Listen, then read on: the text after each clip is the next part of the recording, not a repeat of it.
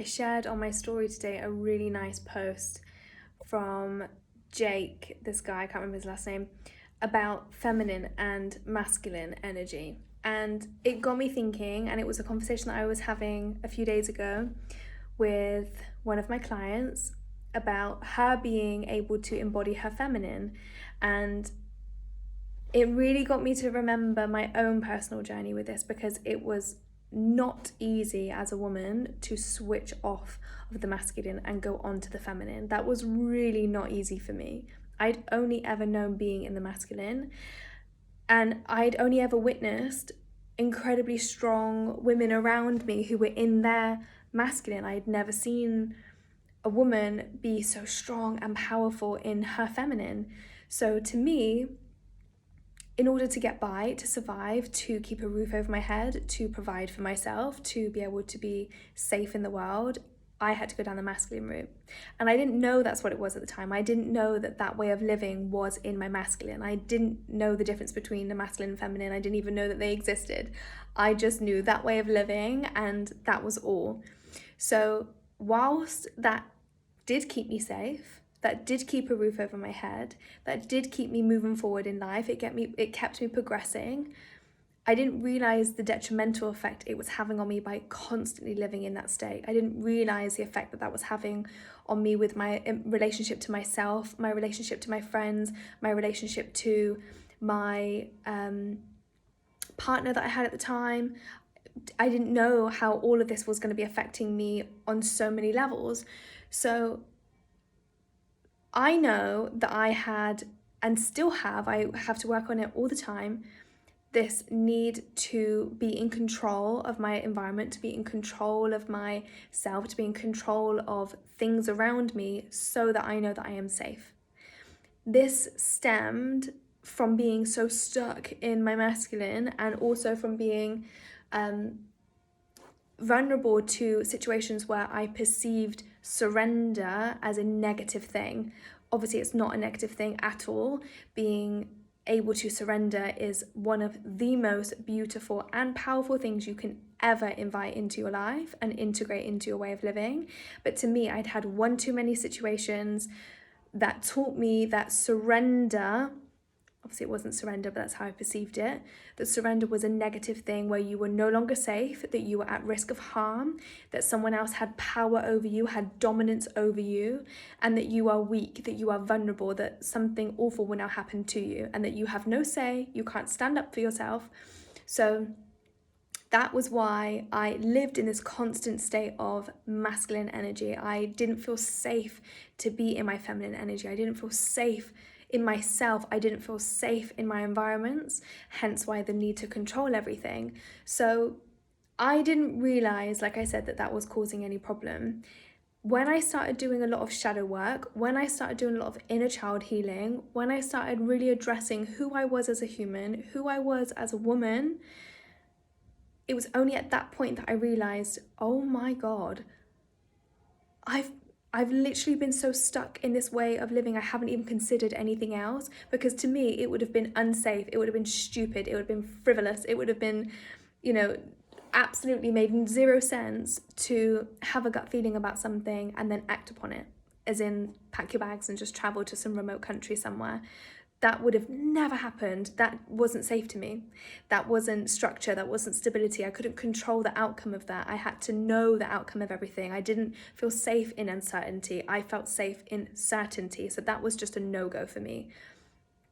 And also, I never heard my gut instincts. I never heard myself intuition, because my masculine was just such a loud noise to myself every day. It was so dominant every day. I couldn't even hear that beautiful whisper of intuition.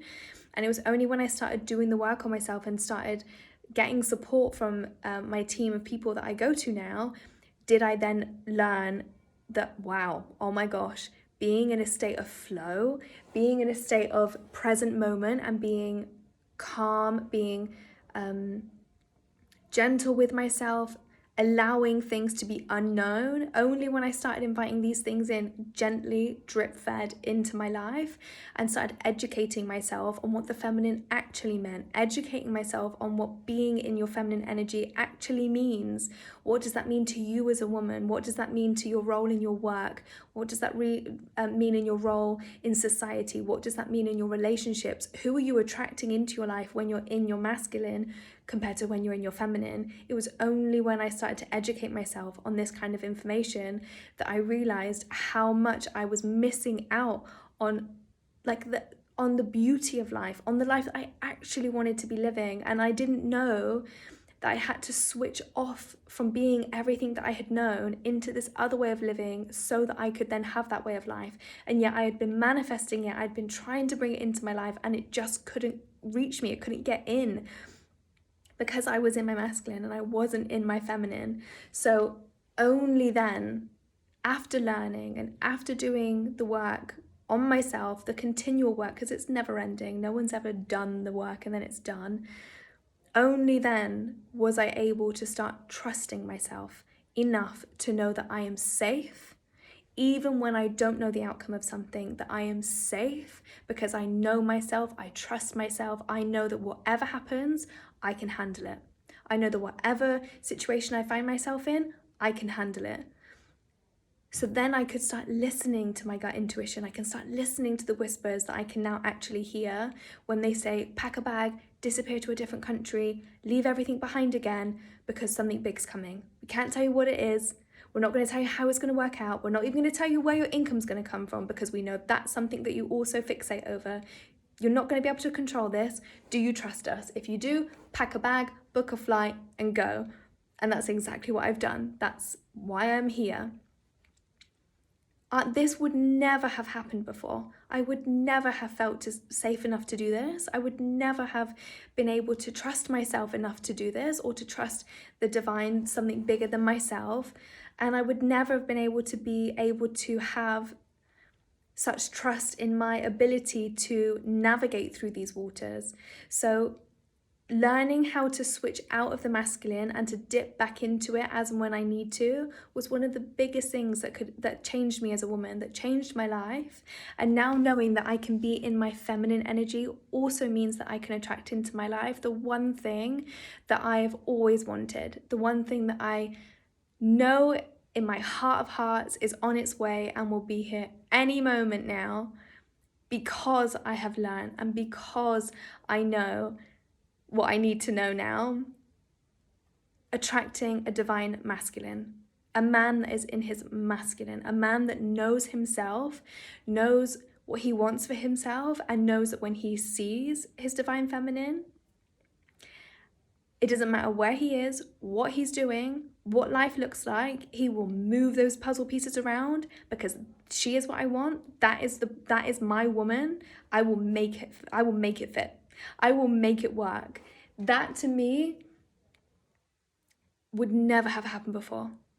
Everybody that I attracted previously was not a man in his masculine.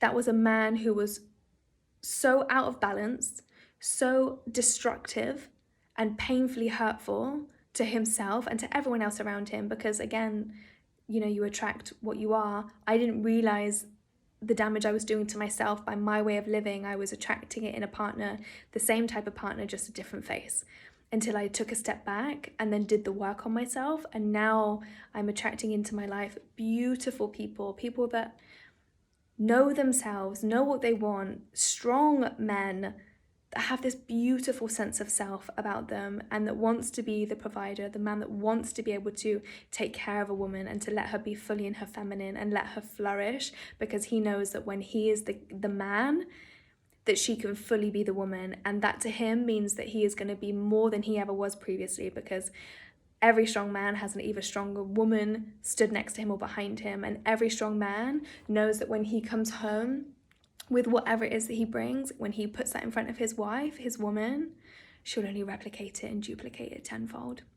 It's just what we do as a woman. So I know that at some point in the near future, this is coming in for me. This would never have happened had I not done the work on myself, had I not finally switched out of being in my masculine and allowed myself to embrace the feminine, to be present every day, to really be, you know, to enjoy life, to really allow myself to flow, to really allow myself to flow through my days and to be in this unknown space, this beautiful,